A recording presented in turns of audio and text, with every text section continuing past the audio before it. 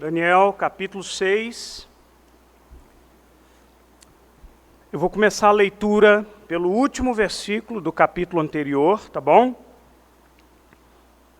Eu vou ler os 17 primeiros versículos. Você mantenha sua Bíblia aberta para a gente entender e a gente ouvir o que Deus tem para nos falar. Nossa exposição hoje ela é baseada em todo esse capítulo.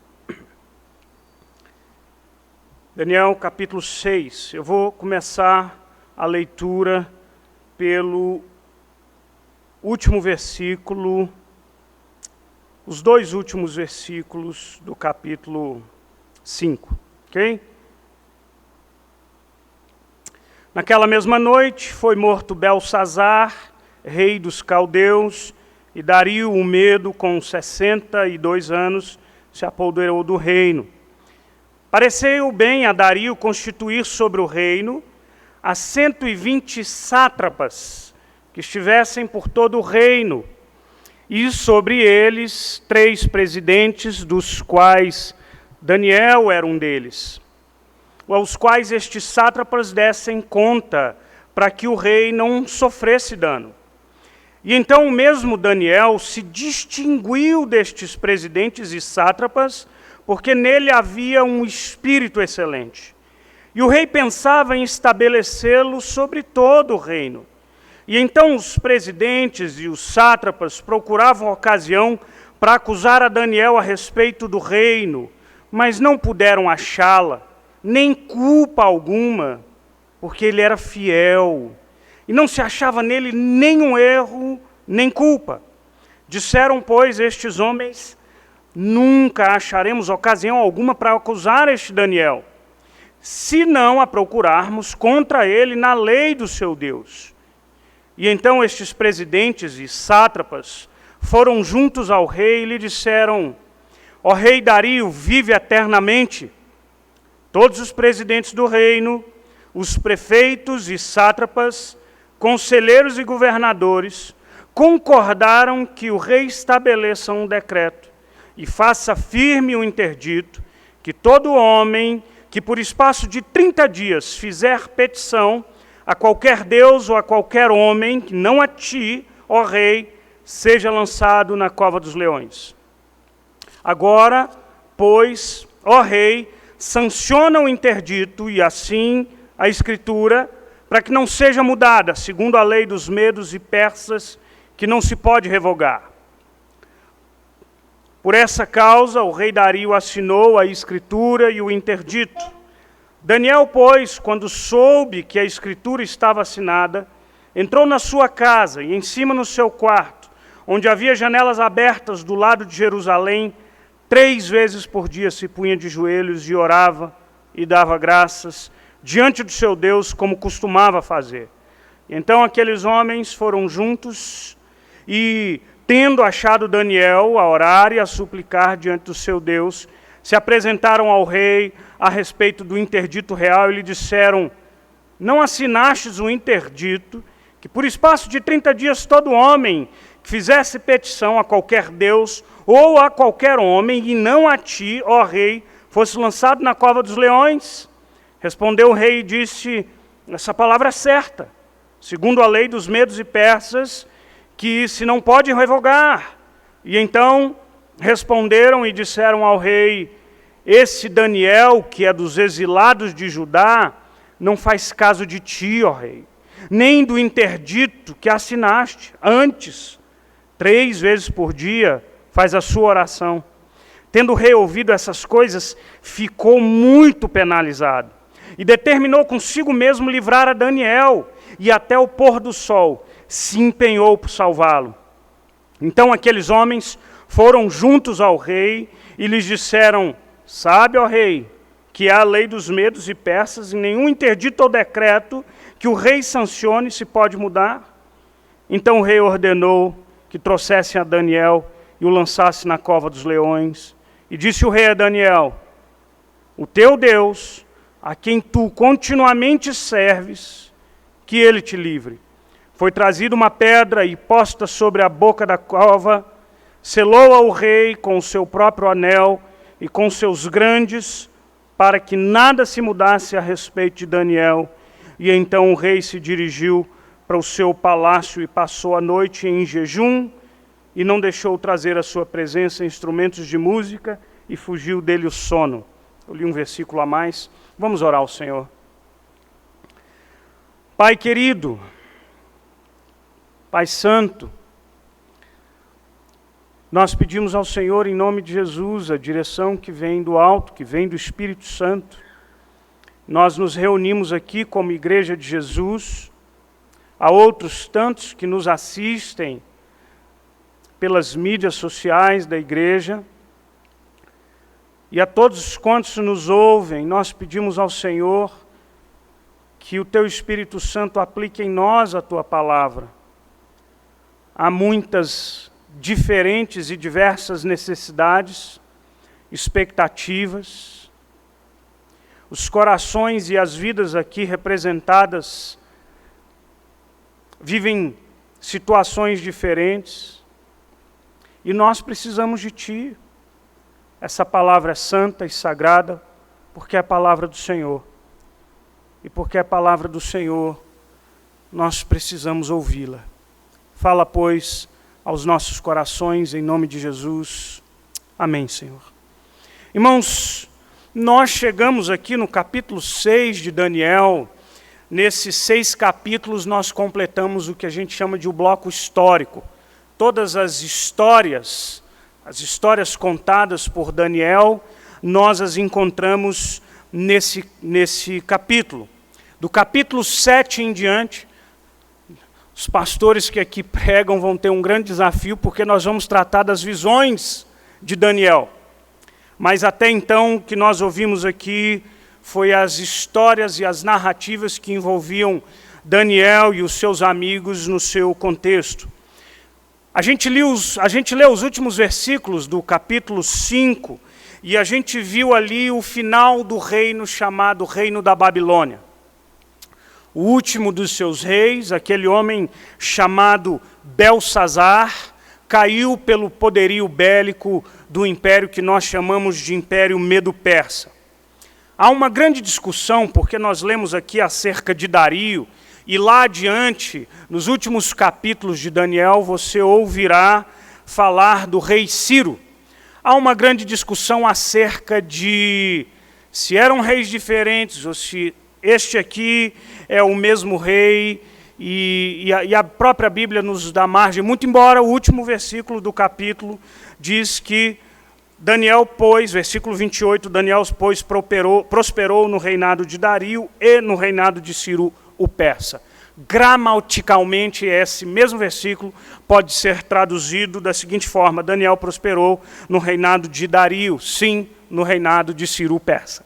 Fica então a nossa dúvida, mas sanar essa questão, há dúvidas históricas, porque não há fontes extras bíblicas que mencionem o nome de Dario, mas essa não é o nosso ponto principal aqui, não vai influenciar nas aplicações que nós faremos do texto. O que eu quero que você entenda é que, no reinado de Dario, Ciro, o Império Babilônico está chegando ao seu fim.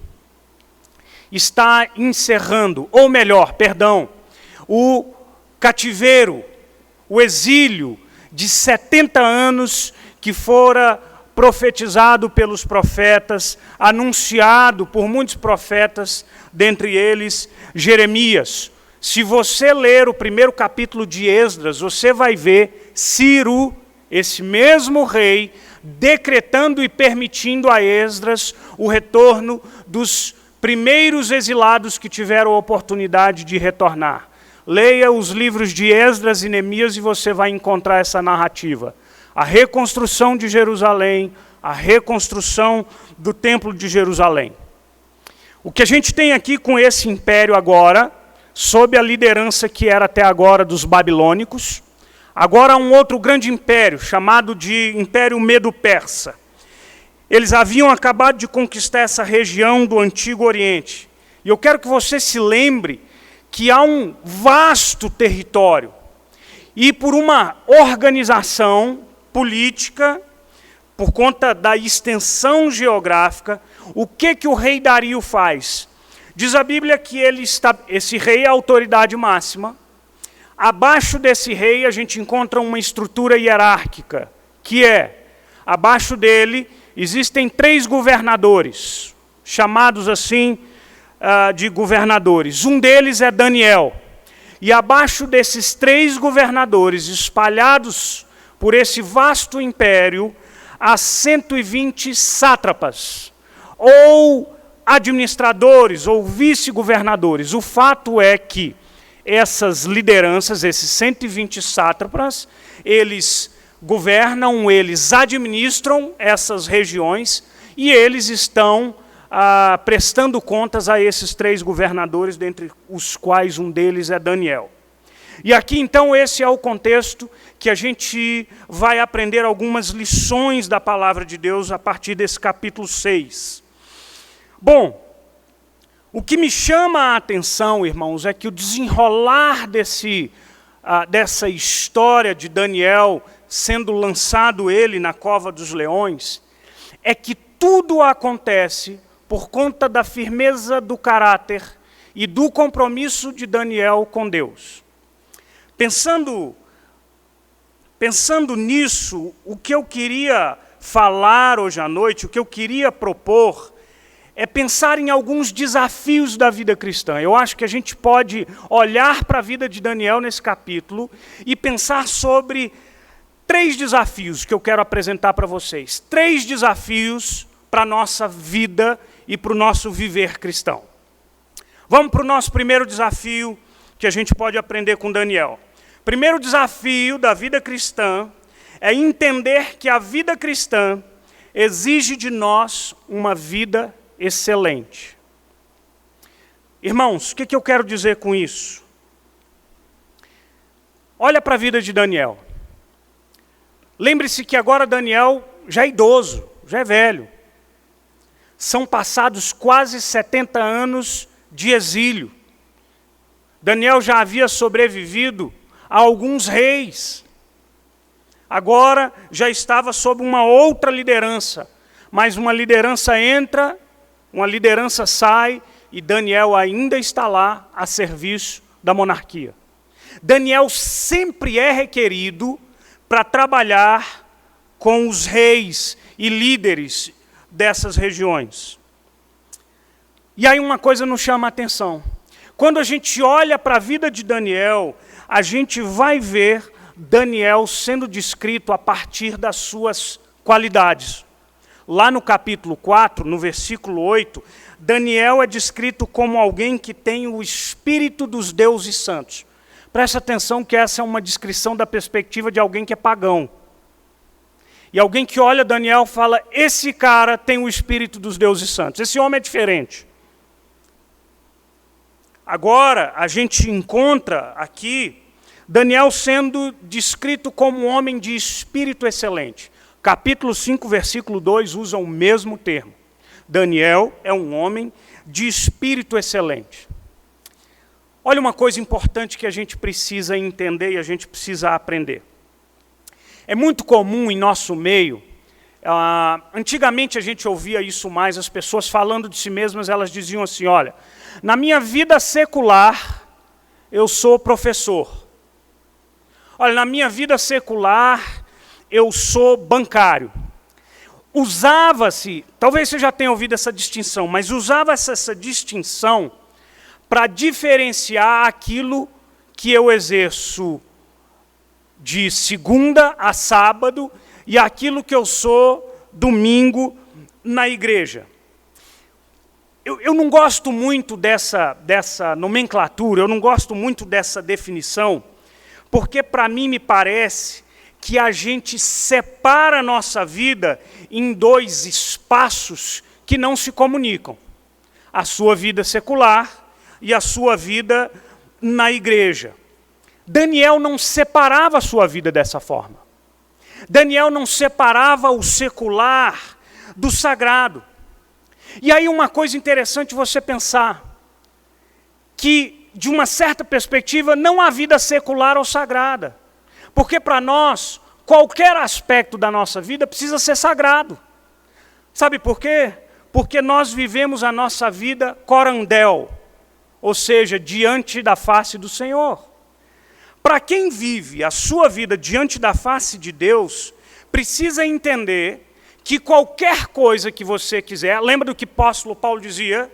Portanto, irmãos, quer comamos, ou bebamos, ou façamos qualquer outra coisa, façamos para quem? Para a glória de Deus. Para a glória de Deus. Não há vida secular, porque toda a nossa vida, ela é vivida de forma sagrada, diante da presença de Deus.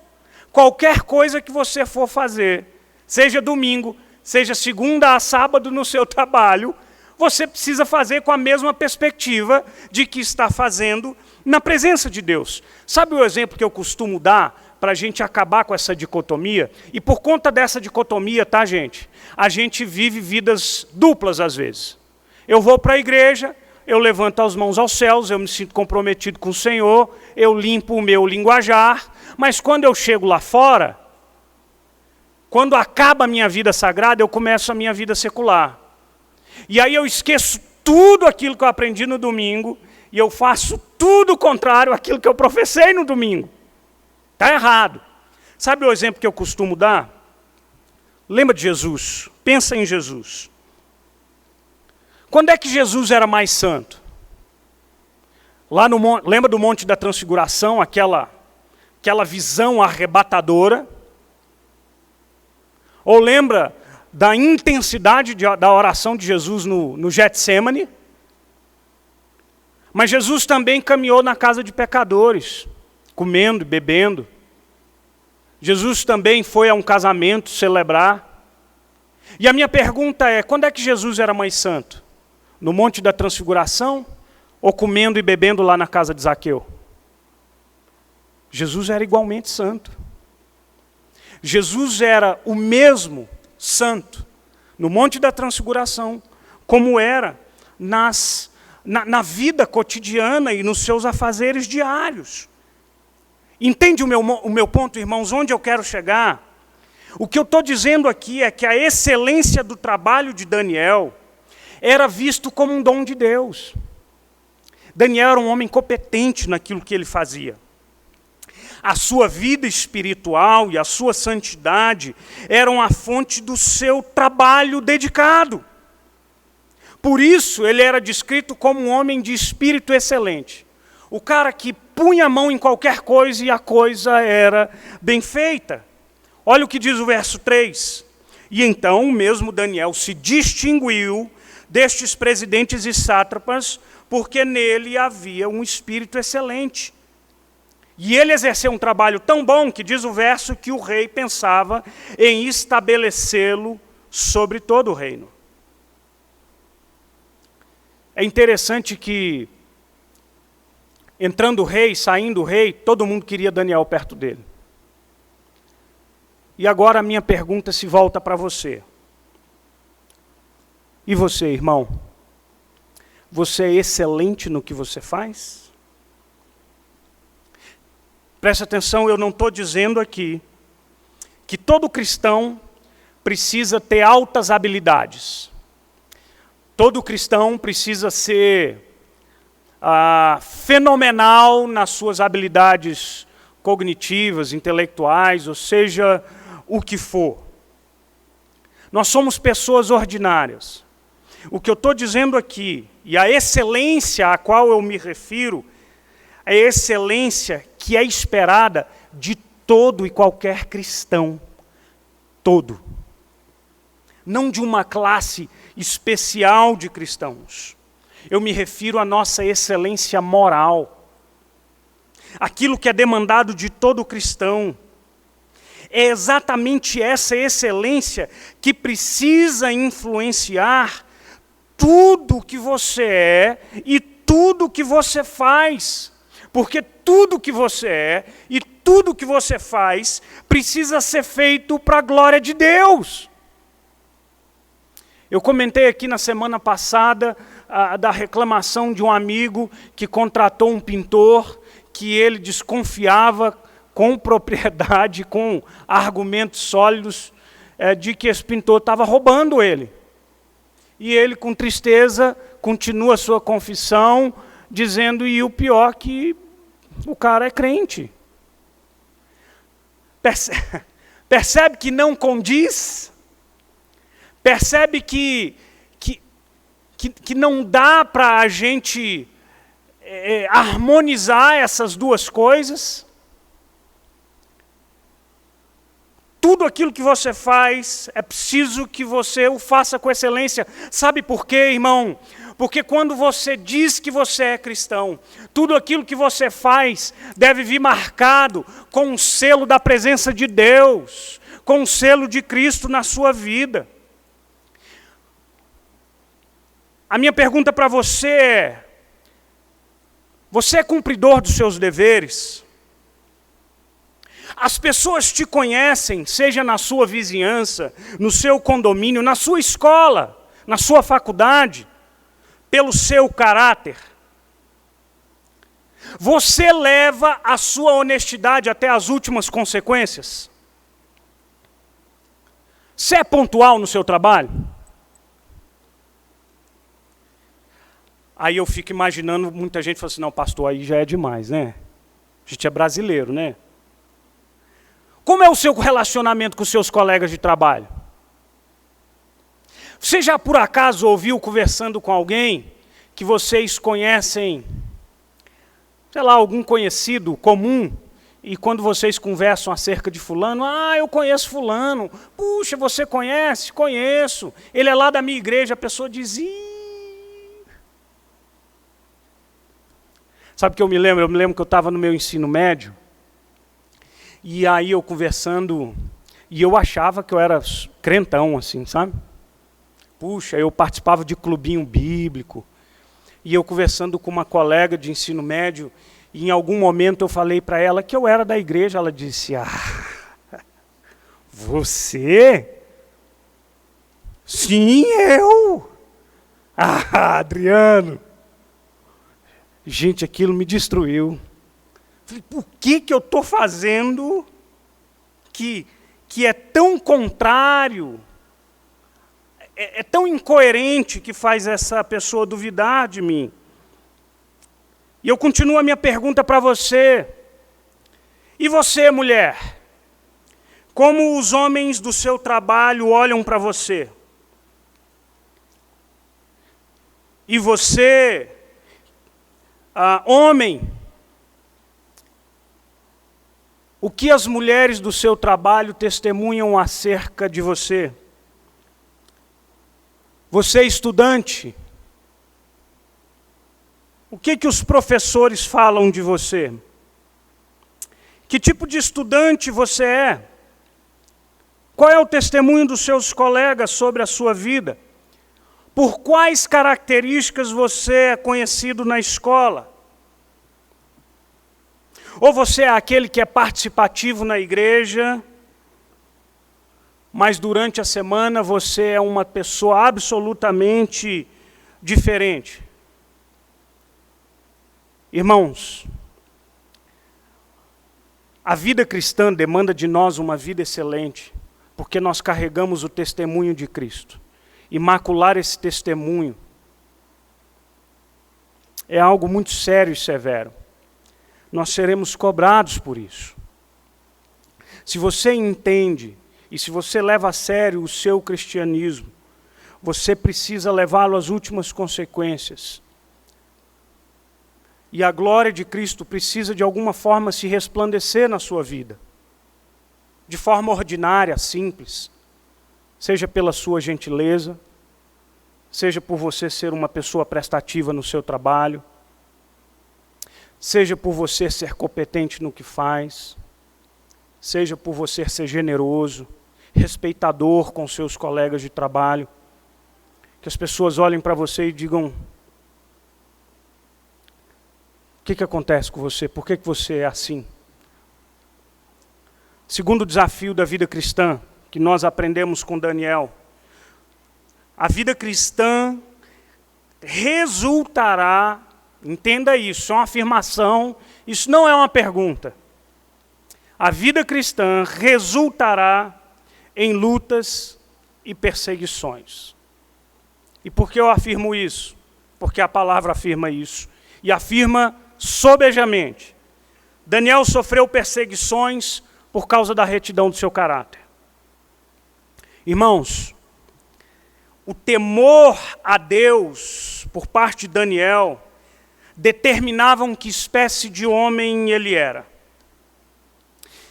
E foi exatamente por causa da sua postura que ele começa a sofrer perseguições. Se você ler os primeiros versículos, você vai perceber que o levante contra Daniel, que a perseguição contra ele, se dá exatamente por conta do contexto de trabalho. Bom, é óbvio que a gente tem aqui um ciúme aparente, porque Daniel é judeu, Daniel era estrangeiro. Quando esses governadores e sátrapas vão entregar a Daniel e falar de Daniel, falou, é desse exilado aí de Judá. Mas o fato é que, por conta da excelência do trabalho de Daniel, e Daniel lembra que ele estava em uma posição grande. A gente tinha o rei e 3 homens que mandavam em todo aquele império. Dentre os 3, um deles era Daniel. Todos os 120 vice-governadores ou sátrapas, eles tinham que prestar conta a esses homens. E sabe uma coisa curiosa? Não pense que corrupção é invenção do Brasil e de Portugal. Isso é coisa antiga. Já havia esquemas, porque aqueles que são detentores do poder são muito facilmente tentados. Daniel era um homem honesto. Sabe por que eu estou inferindo isso? Porque essa estrutura hierárquica, ela servia para proteger o rei de ser lesado. É o que diz versículo 1 e 2. É por isso que o rei estabeleceu. Ele não queria ser roubado. E de repente a gente tem um Daniel que é tão excelente no seu trabalho que o rei diz, vou pôr esse homem num lugar privilegiado. Vou pôr esse homem num lugar onde ele merece. E então, os outros 2 governadores e todos os 120 sátrapas decidem prejudicar Daniel. E eles então fazem uma reunião diabólica. Primeiro eles tentam procurar, esse cara deve ter algum defeito. Não é possível. Ele deve ter recebido alguma propina de alguém. Uma licitação superfaturada, alguma coisa. Não é possível que ele não tenha um triplex na praia. Alguma coisa a gente tem que encontrar. Ele faz rachadinha com alguns sátrapas. Alguma coisa nós vamos encontrar. Mas sabe o que diz o versículo 5? Olha só. Disseram, pois, estes homens, a segunda parte do versículo 5, nunca acharemos ocasião alguma para acusar esse Daniel. O cara é limpo, o cara é honesto, o cara é justo, o cara é correto. Não tem como a gente se levantar contra ele. Tem um jeito. Ele não teme nada mais do que a Deus. Vamos buscar e vamos encrencar esse cara, procurando alguma coisa contra ele na lei do seu Deus, é o que diz o versículo 5. Então eles têm uma ideia, chegam a Dario, o rei, e falam, Dario, rei Dario, vive eternamente, vamos estabelecer aqui um decreto por 30 dias, olha a proposta deles. 30 dias, baixa-se um decreto, que nenhum homem no reino, nenhuma pessoa no reino, pode fazer qualquer que seja a petição, isso está no versículo 7. Ninguém pode fazer nenhuma petição, nem a homem e nem a Deus nenhum. Qualquer petição que for feita, nesses 30 dias, precisam ser feitas diretamente ao rei. E ao rei pareceu uma boa ideia. A Bíblia não diz exatamente porquê, mas a gente pode supor ou inferir algumas coisas, algumas possibilidades aqui. Bom, talvez isso, como o rei Dario era um recém-conquistador, e a gente está falando de um vasto império, com povos diferentes, com culturas diferentes, de repente poderia ser uma proposta para unificar esse reino. todo mundo que quiser pedir alguma coisa tem que vir a mim. De repente poderia ser uma proposta que elevasse a autoridade desse rei nesse vasto império. O rei Dario topa, gosta da ideia, baixa o decreto e o assina. E aí logo Daniel fica sabendo desse decreto. Sabe o que ele fez? Olha o que diz o versículo 10, olha que texto maravilhoso. Lá no versículo 10. Daniel, pois, quando soube que a escritura estava assinada, encontrou em sua casa, em cima do seu quarto, entrou na sua casa, e em cima no seu quarto, onde havia janelas abertas do lado de Jerusalém, 3 vezes por dia, se punha de joelhos e orava e dava graças diante de Deus, como costumava fazer. Você está entendendo o que a Bíblia está dizendo? Baixou-se um decreto proibindo que você fizesse qualquer petição a quem quer que seja, e a primeira coisa que Daniel faz é orar. Está proibido de orar. Ele vai e ora 3 vezes, como era de costume, como era o seu hábito. Pronto, agora eles tinham alguma coisa. Porque entre obedecer um decreto perverso e obedecer a Deus, Daniel temia mais o Senhor e queria levar, e levaria isso às últimas consequências. Agora esses homens, conforme versículo 12 e 13, eles têm com que incriminar Daniel, e eles vão ao rei, dizendo: Senhor rei, sabe o decreto que o senhor baixou? Sei, pois Daniel quebrou a lei. Foi achado no quarto dele, orando 3 vezes.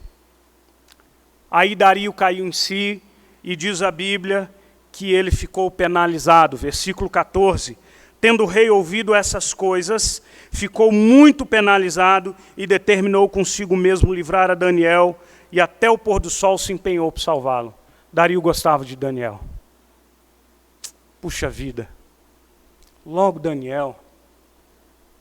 Tentou, não sabemos o que ele fez, mas o fato é que ele mesmo não teve a coragem de ir contra o seu decreto. Aliás, esses homens maliciosos fizeram questão de, no versículo, lembrar ao rei: Rei, lembra que aqui no Império Medo-Persa, nenhum decreto que se estabeleça ou interdito, que se sancione, pode ser mudado.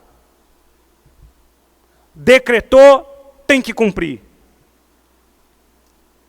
Irmãos, o resultado da fidelidade de Daniel foi ser condenado à morte. Ele seria jogado na cova dos leões, porque ele decidiu ser fiel ao Senhor. E de novo eu volto à minha pergunta a você. Olha para a sua vida. Olha para o seu dia a dia. E a minha pergunta a você é: você está disposto a pagar um preço por sua fidelidade ao Senhor? Você está disposto a sofrer pela causa de Cristo? Você tem a firmeza de caráter para não abrir mão dos seus valores a fim de honrar a Deus? Você tem a disposição de levar isso às últimas consequências, confrontando até esses nossos pecadinhos aceitáveis? Irmãos queridos, um dos desafios da vida cristã é que ela necessariamente nos vai levar por caminhos muitas vezes dolorosos, de perseguições inclusive. As lutas e as adversidades, elas são próprias da vida cristã. Jesus disse que no mundo nós passaríamos por aflição. A caminhada com Cristo, ela é definida como tomada de cruz, como abnegação. Quem quiser vir após mim, tome a sua cruz e me siga. Negue-se a si mesmo.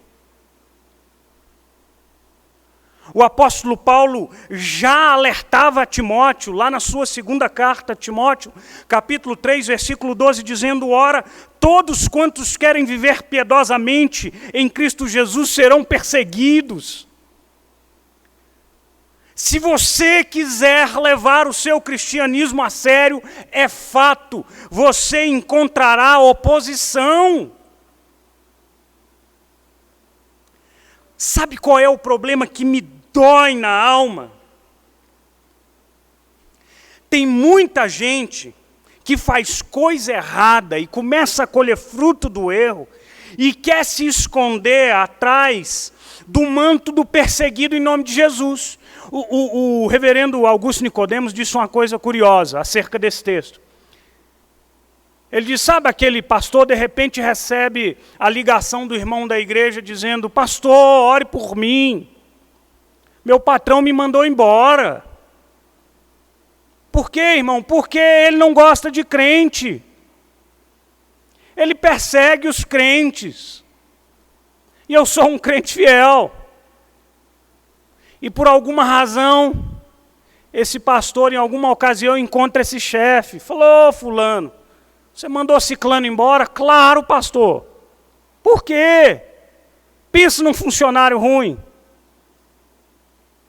O cara mata serviço dizendo que está indo para reunião de oração. Não sai do WhatsApp, diz que está evangelizando. É o último a chegar, o primeiro a sair. O cara desagrega, ninguém gosta dele, é o pior funcionário. Fui demitido porque sou fiel a Cristo. Foi demitido porque você trabalha mal. Eu já vi um monte de pastor, teve alguns anos atrás aí, uma figura grande de uma denominação evangélica no Brasil, cuja sede está em São Paulo. O cara foi fazer uma viagem, acho que para Miami, acho que tinha $15 mil ou R$15 mil. Mas tem um limite para você viajar, e ele estava com esse dinheiro onde? Na Bíblia. Polícia Federal prendeu o cara, porque você tem que declarar essa grana. Polícia Federal prendeu o homem, e como que eu vi gente depois, e as declarações dele, da esposa, dizendo: estou sendo perseguido por causa de Cristo. Tá não, você foi para a cadeia porque você está sonegando. Não mancha o nome de Cristo. Olha o que Pedro, o apóstolo Pedro, na sua epístola, olha o que ele diz para nós. Ele já sabia. Ele dizia assim, 1 de Pedro 4, 14 a 16. Se pelo nome de Cristo sois injuriados, bem-aventurados vocês são. Porque sobre vós repousa o Espírito da glória de Deus. Você está sendo perseguido, como diz lá no Sermão do Monte, por conta do nome de Jesus, por causa da justiça, você é bem-aventurado.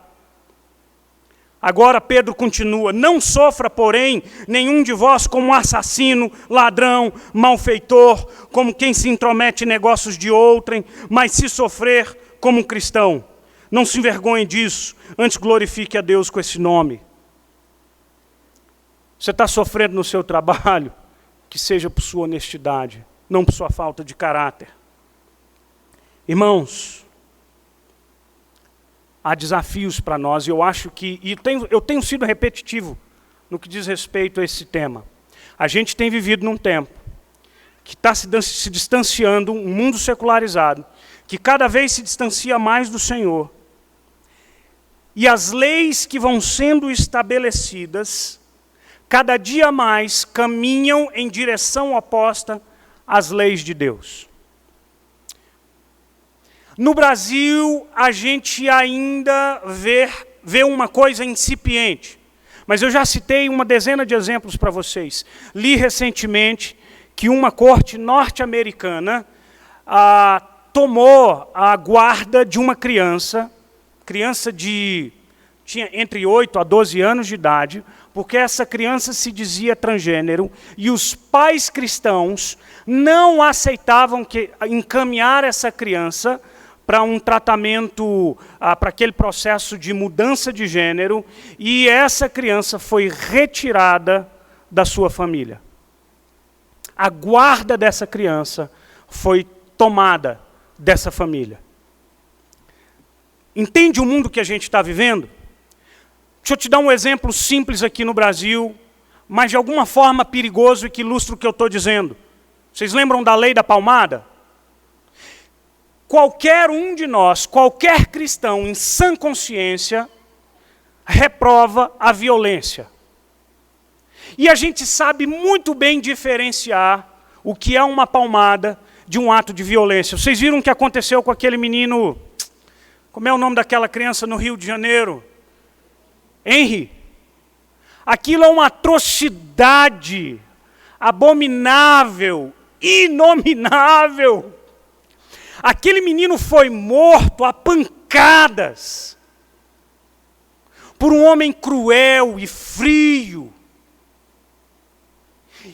E no mínimo a gente pode dizer com a condescendência da mãe. Isso é abominável. Isso merece cadeia.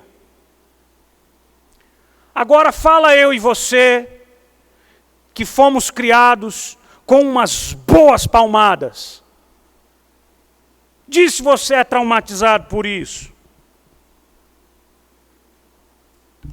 Eu ainda sou de uma geração, foi até bom, porque minha mãe não era muito criativa, ou era palmada, ou era chinelada, mas teve pai aí que é de uma criatividade, meu filho. Vara de marmelo, fio de não sei o quê. O que estava na mão? A Havaiana, então, eu acho que o inventor da Havaiana foi mãe. Deus deu à mãe o dom precioso da mira. Não erra uma. E ai de você se ela disser, não corre!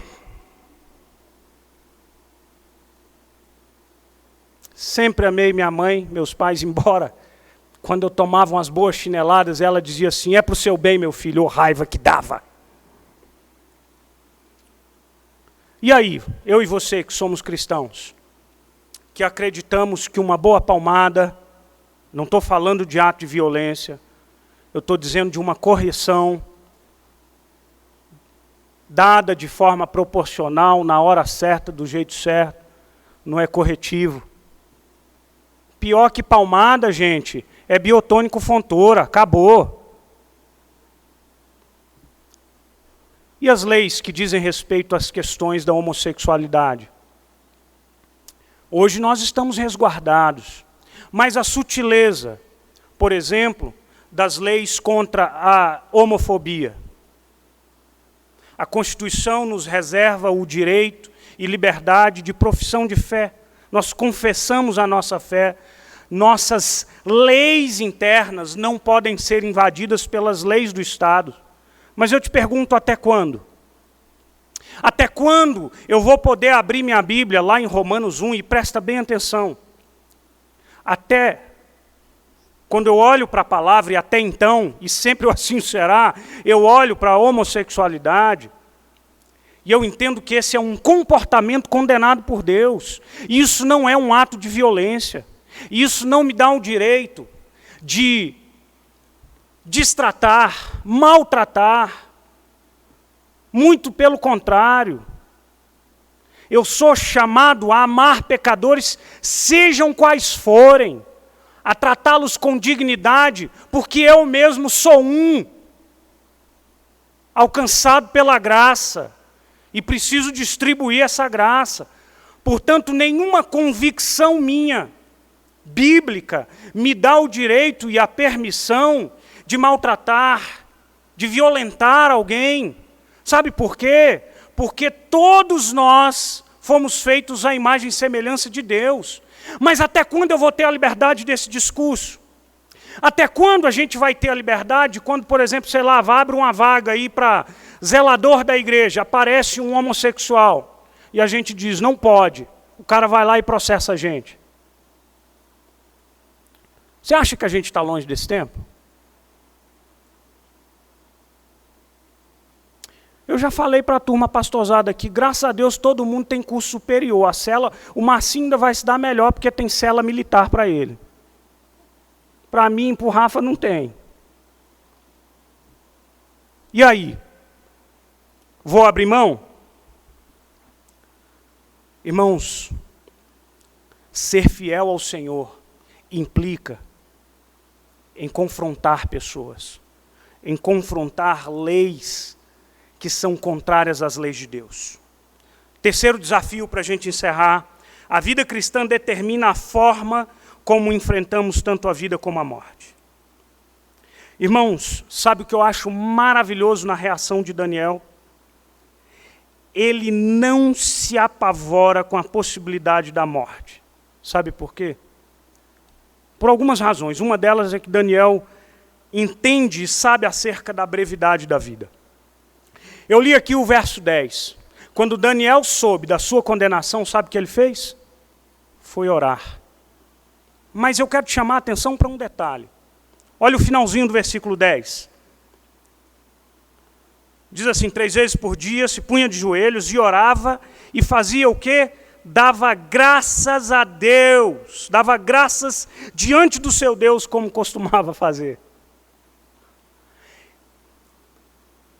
Presta atenção nisso, o homem foi condenado à morte e ele não mudou 1 milímetro a sua rotina de oração e se punha de joelhos e tinha razão para dar graças a Deus.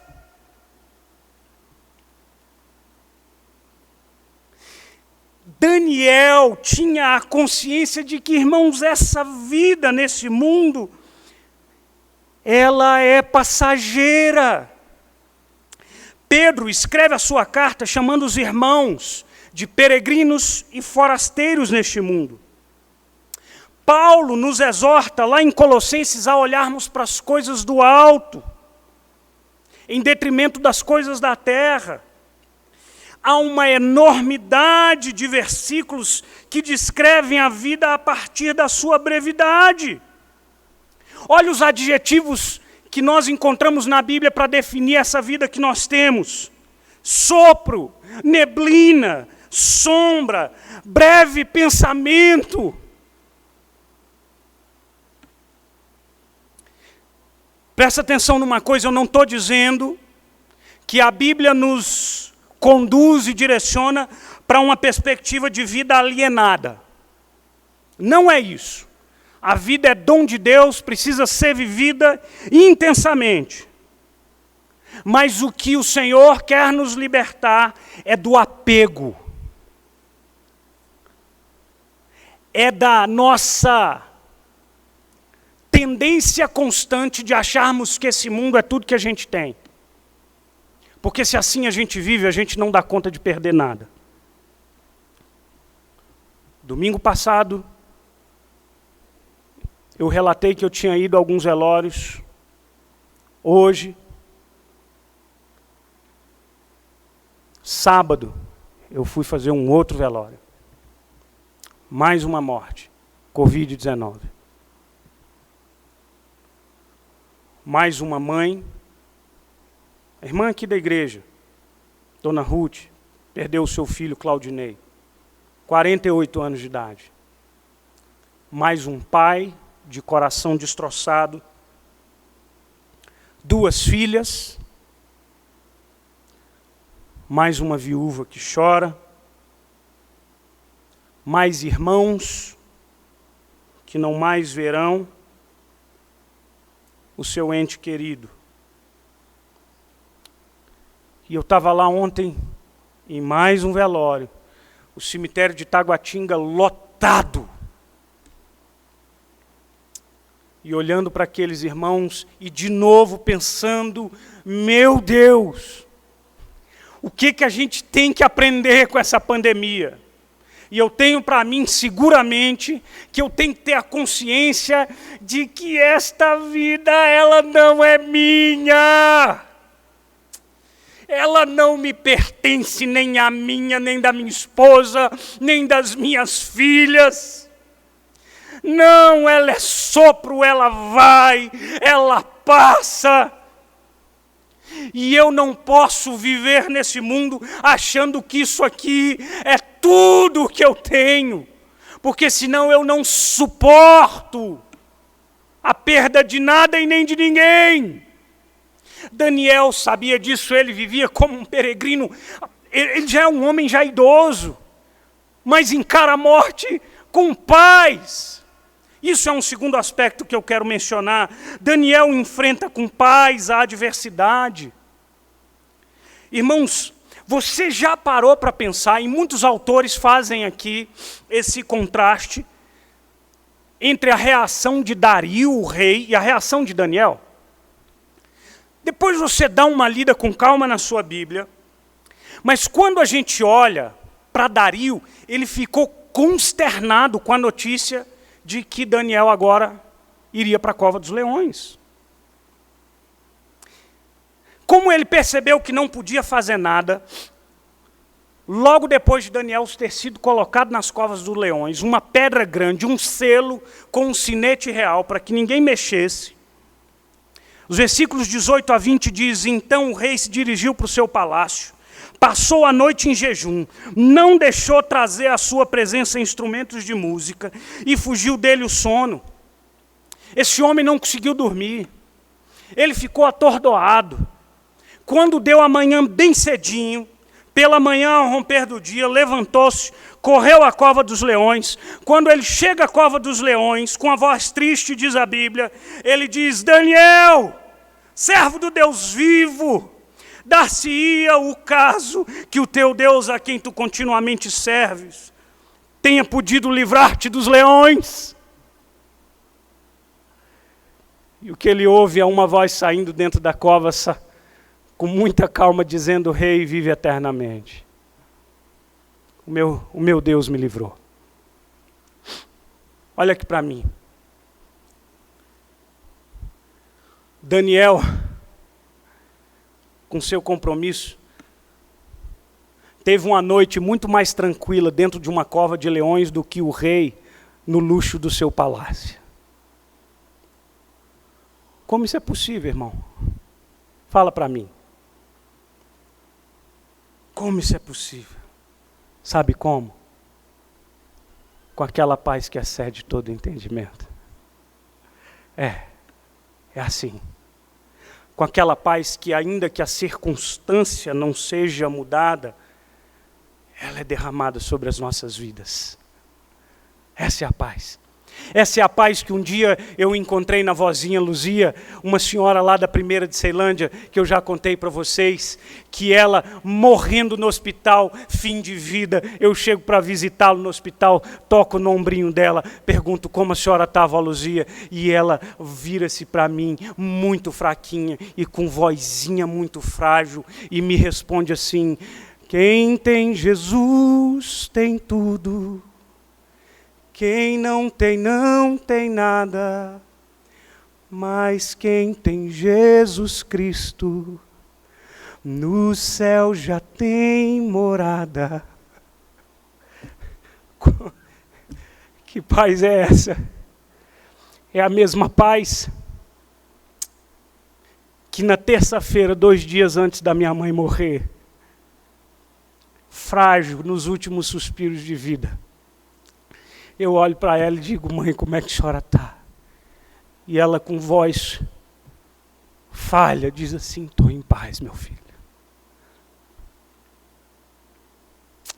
De onde vem essa paz? Ela vem do príncipe da paz.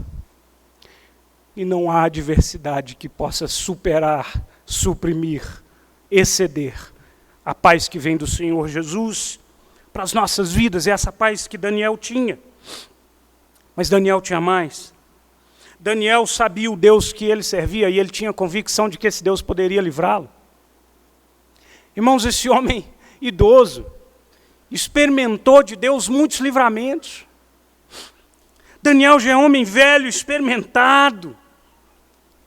No capítulo 1, ele experimentou a mão de Deus abençoando aqueles meninos jovens que decidiram não se contaminar com as comidas do rei.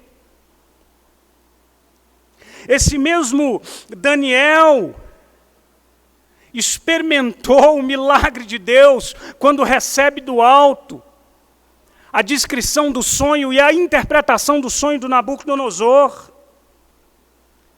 Esse Daniel presenciou seus amigos sendo fiéis a Deus, sendo libertos da fornalha ardente. Daniel viu Deus honrá-lo com altos cargos para servir a reis poderosos.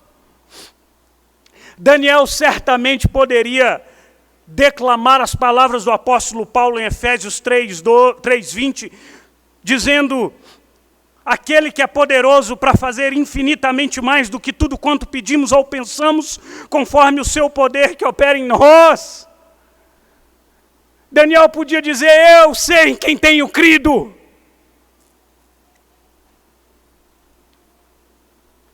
Resposta de Daniel no versículo 20, 21 e 22. Ó rei, vive eternamente, o meu Deus enviou o seu anjo e fechou a boca aos leões, para que não me fizessem dano, porque foi achada em mim inocência diante dele. E também contra ti, ó rei, não cometi delito algum. Rei, Deus me livrou. Deus me livrou.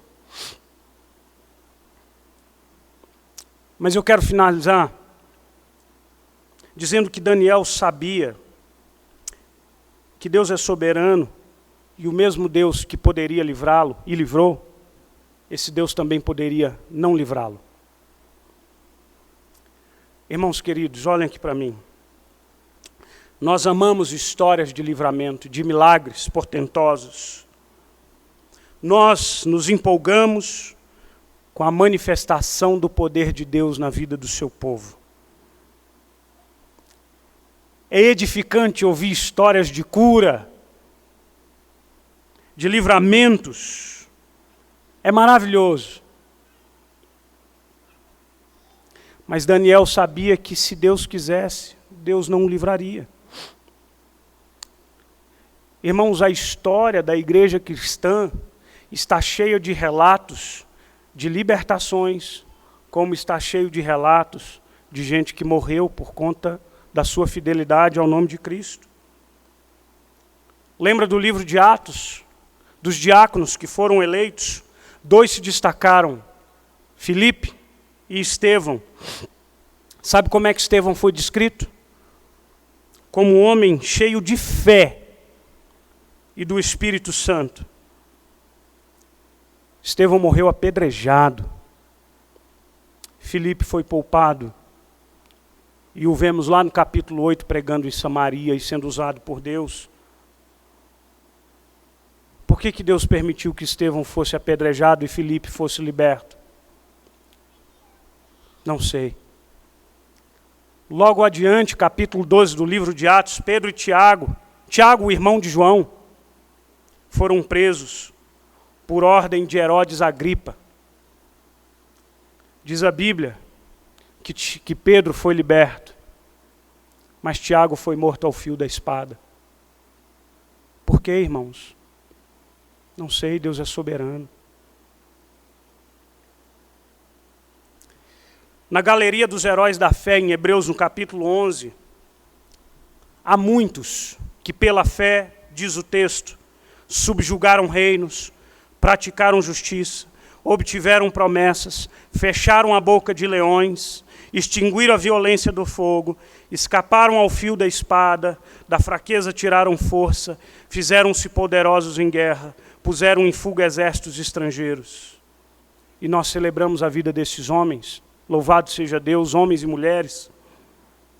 Mas lá na galeria dos heróis da fé, e a gente não se lembra disso, há um outro grupo, com igual fé, Mas diz a Bíblia que eles passaram pela prova de escárnios e açoites e até de algemas e prisões.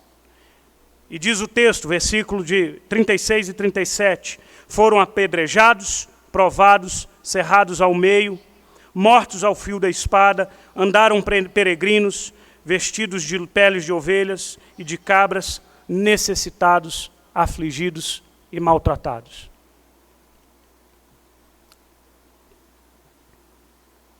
Você sabe que eu e você estamos sujeitos a isso também? O mesmo Deus que livra é o Deus que permite que nos venham aflições. 2, 3 anos atrás, perdi um amigo, o Elinho, seus 54, 55 anos, um cara alegre, esperto. E o Elinho padeceu rapidamente de um câncer, pâncreas, acho que câncer de pâncreas. E certa vez eu e a Dani fomos visitá-lo. Quando a gente saiu de lá, a gente desabou em pranto. A fisionomia estava muito chocante para nós. A imagem do homem são com a imagem que a gente tinha diante da gente quebrava o nosso coração. Não havia mais tratamento, não havia o que fazer. E no dia que ele morreu, eu fui com alguns amigos. Ele morreu em casa, no sofá, deitado. E aí a esposa dele me disse que já nas últimas horas, últimas 10 horas antes da sua morte, ele calou. Havia perdido, já não estava mais em si. Num dado momento, filhos, família, esposa ali reunida perto daquele homem, a poucas horas da sua morte. Ele levanta do sofá, fica sentado, abre os olhos e pronuncia em alto e bom som: Deus faz o que quer, quando quer e com quem quer. Deitou-se de novo e deitou-se para a morte. Deus faz o que quer, quando quer e como quer. O Elinho entendeu a mensagem. Deus o levou. Não houve cura milagrosa. Não aqui. Mas houve uma recepção gloriosa. E aqui eu quero encerrar dizendo para vocês, para você, meu irmão, minha irmã, que leva a sério a vida cristã. Às vezes é difícil, não é? Eu sei que é. A cruz pesa. Dilacera o ombro. Fere a alma. Há prejuízos. Há difamações. Os desafios da fé cristã e de um viver cristão são difíceis. Mas eu queria te incentivar a se lembrar que alguém não desistiu. Que alguém lutou. Que o Senhor Jesus, no meio da sua mais profunda dor humana, disse: Pai, se possível, passa de mim esse cálice. Mas conclui a sua oração dizendo: quanto faça conforme a tua vontade. Olha o que um comentarista de Daniel, Ian Duguid, ele fala, comparando Daniel e a figura de Jesus. Olha que coisa linda. Como Daniel, Jesus foi falsamente acusado por seus inimigos e trazido diante do governador, Pôncio Pilatos, que procurou sem sucesso livrá-lo de seu destino, antes de entregá-lo para uma morte violenta. Como Daniel, Jesus foi condenado à morte e seu corpo foi colocado numa cova selada, para que a situação não pudesse ser mudada por intervenção humana. Mas diferente de Daniel, não havia anjo para confortá-lo com a presença de Deus na sua cova. Pelo contrário, ele foi deixado nas trevas, totalmente só e abandonado por Deus. Eli, Eli, lama sabachthani, Deus meu, por que me desamparaste? Sofrendo o destino que nós, culpados, merecíamos, o seu corpo foi deixado na tumba, nas frias garras da morte, por 3 dias, antes do anjo finalmente aparecer e remover a pedra. Jesus suportou tudo o que suportou para poupar você. Para que você pudesse, como Daniel, dizer: Deus é meu juiz. E se Ele é o seu juiz, Jesus é o seu advogado. E sobre você, a sentença já foi dada: justificado. Nenhuma condenação há para você. Está difícil? No mundo passais por aflição, vamos ter bom ânimo. A cruz de Cristo foi muito, mas muito mais pesado que a minha e que a sua. Vamos orar ao Senhor. Pai querido e santo, tem misericórdia de nós, quando tantas vezes desistimos, fraquejamos, falhamos em nosso compromisso de fé. E pior ainda, manchamos o testemunho do nome precioso de Cristo. Tem piedade de nós. Cuida da tua igreja. Cuida do teu povo. Cuida dos teus filhos. Cuida das nossas vidas, em nome de Jesus. Amém e amém. Que o Senhor Jesus nos abençoe. Vamos ficar em pé para a gente receber a bênção do Senhor. Deus abençoe sua vida. Tenha uma semana bendita, de santa paz, debaixo do cuidado de Deus, perseverando diante dos desafios da fé cristã.